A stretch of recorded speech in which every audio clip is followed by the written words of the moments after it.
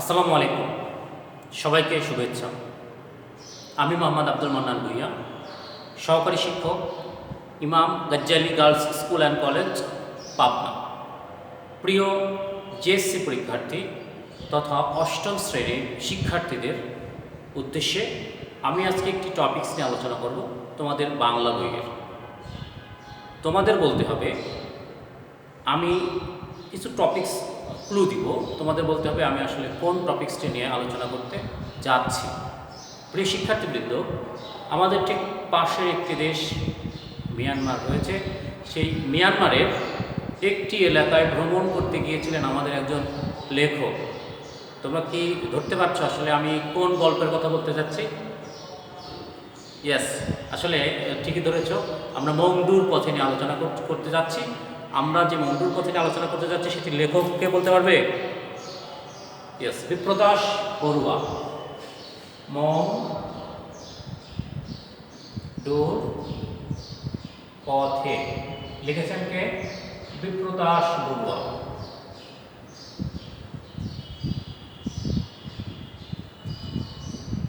মংডুর পথে লিখেছেন বিপ্রদাস বড়ুয়া।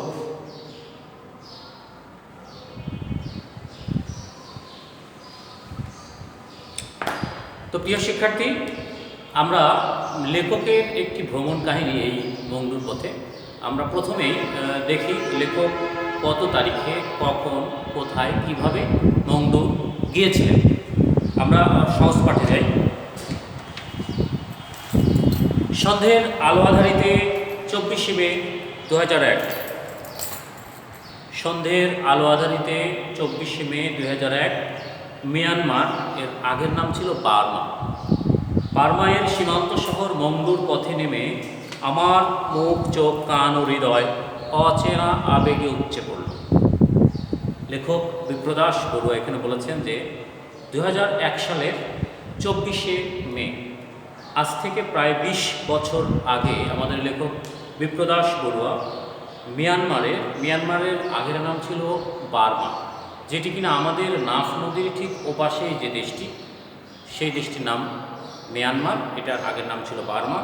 সেই বার্মার সীমান্ত শহর, আমাদের যেমন সীমান্ত শহর রয়েছে সারা বাংলাদেশের চতুর্পাশ দিয়ে সীমান্ত এলাকা আছে, তো আমরা করেছিলাম নাফ নদীর ওপাশে রয়েছে যে বার্মার যে সীমান্ত শহর, সেটির নাম মংডু। সেইখানে নেমে আমার মুখ, চোখ, কান ও হৃদয় অচেনা আবেগে উপচে পড়ল। অচেনা আবেগ কেন? নতুন একটি দেশে আমি পৌঁছলাম, তো এখানে অচেনা আবেগ, যেহেতু আমি এখানে কখনো এর আগে আসিনি, সুতরাং এখানে অচেনা আবেগ আসাটাই স্বাভাবিক। অচেনা আবেগে উপচে পড়ল। মংডু আমাদের টেকনাফের ওপারে। মংডু যে শহরটির কথা বলছি, আমাদের যে টেকনাফ রয়েছে তার ওপারে, মাঝখানে রয়েছে নাফ নদী। নাফ নদীর এপাশে টেকনাফ, ওপাশে মংডু। ঠিক সরাসরি ওপাশে মংডুর শহর নয়, টেকনাফ থেকে আমরা যদি প্রায় 5 থেকে 6 কিলোমিটার নাফ নদী দিয়ে এগিয়ে যাই পশ্চিম দিকে, ঠিক তারপরে আমরা পশ্চিম দিক ওই নদীটা যদি তারপরে পার হই, ঠিক মংডু শহরটি পাবো। তো আমরা যেটি বলছিলাম যে মংডু আমাদের টেকনাফের ওপারে, মাঝখানে নাফ নদী। মংডু বার্মার পশ্চিম সীমান্তের শহর। যে শহরটি নিয়ে আমরা আলোচনা করছি মংডু, সেটি বার্মার পশ্চিম সীমান্তের শহর। আর আমাদের পূর্ব সীমান্তের শহর কোনটি? টেকনাফ। ব্রিটিশ যুগের বহু আগে থেকেই চট্টগ্রামের সঙ্গে তার যোগাযোগ। ব্রিটিশ যুগ বলতে আমরা জানি 1757 সালে ব্রিটিশরা আমাদের এই দেশে উপনিবেশ গড়েছিলেন। তারও অনেক আগে থেকে বলেছে, ব্রিটিশ যুগের বহু আগে থেকেই চট্টগ্রামের সঙ্গে তার যোগাযোগ। তাহলে 1757 সালের অনেক আগে থেকেই চট্টগ্রামের সঙ্গে তার যোগাযোগ বলতে, চট্টগ্রাম একটি জেলা, একটি বিভাগ, তার সঙ্গে কার যোগাযোগ? মংডুর যোগাযোগ। কীভাবে? এই যে পাশাপাশি দেশ, আত্মীয় স্বজন আছে, যাতায়াত, ব্যবসা বাণিজ্য সব মিলিয়ে তাদের সঙ্গে আমাদের যোগাযোগ। কখনো ছিন্ন, কখনো নিরবিচ্ছিন্ন।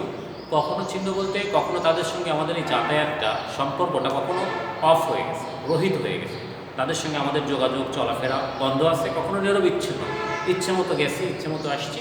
সে ব্রিটিশ যুগের অনেক আগের কথা বলা হচ্ছে, তখন থেকে আমাদের সাথে তাদের সাথে সম্পর্ক কখনো ভালো, কখনো মন্দ, এভাবে কখনো ছিন্ন, কখনো নিরবিচ্ছিন্ন। পাদ্রি মেস্টার সেবাস্টিয়ান মানরিক 17 শতকে প্রথমার্ধে এই পথে আসেন। তো একজন পাদ্রি কারা হন? খ্রিস্টান ধর্মের যারা ধর্ম যাজক তারা পাদ্রী। কোন পাদ্রী? পাদ্রী মেস্ট্রস সেবাস্টিন মানরিক। তিনি 7ম শতাব্দীর শুরুর দিকে এই পথে আসেন। কোথায় আসেন? বাংলাদেশে আসেন। কোত্থেকে? মিয়ানমার হয়ে। কার কথা বলেছিলাম? পাদ্রী মেস্ট্রস সেবাস্টিন মানরিক। কত শতাব্দীতে? 7ম শতাব্দীর প্রথম দিকে এই পথে আসেন। কোন পথে? যে পথ দিয়ে আমাদের লেখক মংডুতে গেলেন। তারও 100 বছর আগে পর্তুগিজরা চট্টগ্রামে বসতি স্থাপন করে। পর্তুগিজরা কেন এসেছিলেন? পর্তুগিজ বলতে পর্তুগাল যে দেশটি রয়েছে সেই দেশের নাগরিক বলছি আমরা পর্তুগিজ। পর্তুগিজ চট্টগ্রামে কেন এসেছিলেন? আমরা জানি যে এই ভারত উপমহাদেশে ইংরেজরা যেমন ব্যবসা করতে এসেছিলেন, ডাচ এসেছিলেন ব্যবসা করতে, ফ্রেঞ্চ এসেছিলেন ব্যবসা করতে, পর্তুগিজরাও ব্যবসা করতে এসেছিলেন।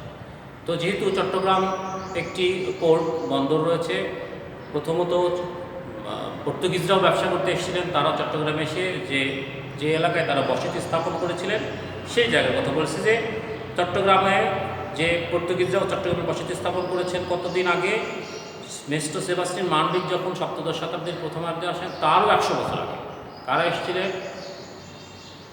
কারা এসেছিলেন কে বলতে পারবে? রাইট, পর্তুগিজরা এসেছিলেন। তারা নিজেদের বসতির জায়গাকে ব্যান্ডেল বলতেন।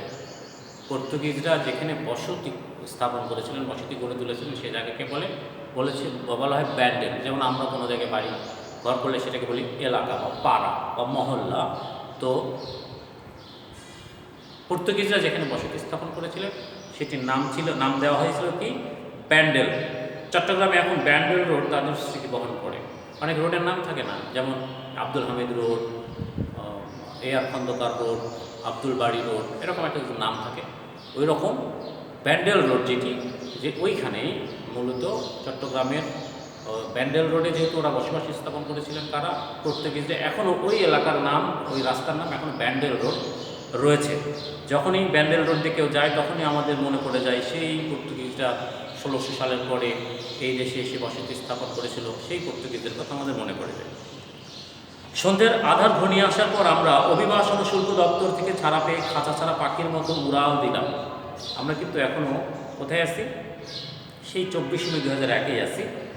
সন্ধ্যের আধার ঘনিয়ে আসার পর আমরা অভিবাসন শুল্ক দপ্তর ছেড়ে ছাড়া পেয়ে খাঁচা ছাড়া পাখির মতো উড়াল দিলাম। মানে শুল্ক দপ্তর বলতে যেখানে একজন মানুষ এক দেশ থেকে অন্য দেশে যাওয়ার পর ভিসা পাসপোর্ট চেক করার পরে সে কোনো অবৈধ মালামাল ওই দেশে বহন করে নিয়ে যাচ্ছে কিনা এই সকল জিনিসপত্র দেখে যেখান থেকে ছাপ দিয়ে যায় যে হ্যাঁ আপনি এদেশে এখন নিরাপদ, ওইটাকে বলা হচ্ছে শুল্ক দপ্তর। শুল্ক দপ্তরের অভিবাসন শুল্ক দপ্তর ছেড়ে খাঁচা ছাড়া পাখির মতো উড়াল দিলাম। যতক্ষণ না আমাদের শুল্ক দপ্তর সার না দিচ্ছে ততক্ষণ কিন্তু মনের মধ্যে একটা টেনশন থাকে, এই আমাকে বোধহয় আটকে দিল, আমাকে বোধহয় যেতে দিল না। যখন লেখক বলছে যখন আমাদেরকে ছাড়া দিল মনে হচ্ছে খাঁচা ছাড়া পাখির মতো উড়াল দিলাম। এই পথে আসতে পেরে খুশি হয়েছি। লেখক এই যে পথ দিয়ে আসছেন এই পথে আসতে পেরে খুশি হয়েছেন কেন? এই পথে আরাকান করবে। আরাকান রাজ্যের ধ্বংসপ্রাপ্ত রাজধানী, প্রাচীন রাজধানী ম্রাউতও দেখতে পান।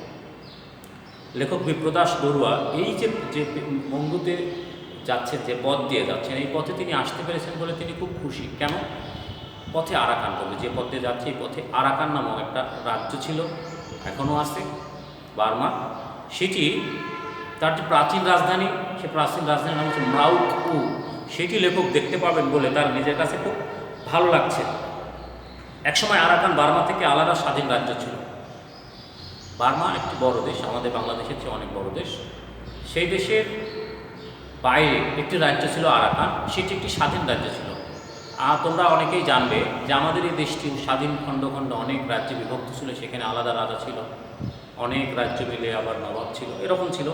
তো যেহেতু আরাকান বার্মা থেকে আলাদা রাজ্য ছিল, তার পরিধি ছিল উত্তরে ফেনী নদী থেকে আন্দামান সাগরের কাছাকাছি পুরো বঙ্গোপসাগর উপকূল। বলছে যে রাজ্যের কথা বলছে আরাকান রাজ্য, এটি কোন পর্যন্ত বিস্তৃত ছিল? ফেনী নদী হচ্ছে আমাদের দেশের মধ্যে একটি নদী রয়েছে, সেটি ফেনী নদী। এদিকে ফেনী নদী, ওইদিকে সে আন্দামান সাগর। আন্দামান সাগর বলতে আমাদের বঙ্গোপসাগরের ঠিক মাঝখানে একটা দ্বীপ আছে, একটা আন্দামান নামক একটা দেশ আছে, সেটি পর্যন্ত আরাকান রাজ্যের মধ্যে ছিল। এখন সেখানে এসে পড়েছে। এখন আরাকান রাজ্যের রাজসভায় দৌলত কাজী আলাউল সাহিত্য রচনা করেছেন। বলছে ওই জায়গা আমরা এখন চলে এসেছি। ওই জায়গা মানে এই আরাকান রাজ্যের যে ধ্বংসপ্রাপ্ত রাজধানীর কথা বলছে সেখানে আমরা আসতে পারবো।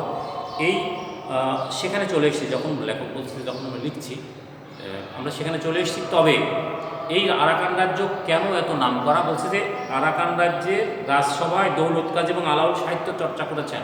মানে আলাউল এবং দৌলত কাজী অত্যন্ত নাম করা দুজন গুণী লেখক, তাদের নাম এখানে ব্যবহার করার কারণ হচ্ছে লেখক বোঝাতে চেয়েছেন যে ওই সময়কার যারা রাজা ছিলেন তারা সংস্কৃতিকে সাহিত্যকে পৃষ্ঠপোষকতা করতেন বলেই বোঝানো হয়েছে। তো প্রিয় শিক্ষার্থী, আজকে তোমাদের জন্য এটুকুই থাকলো। আগামী ক্লাসে ইনশাআল্লাহ আমরা পরবর্তীটুকু আলোচনা করব। সকলের জন্য শুভকামনা, সকলে সুস্থ থাকবে। আল্লাহ হাফেজ, আসসালামু আলাইকুম।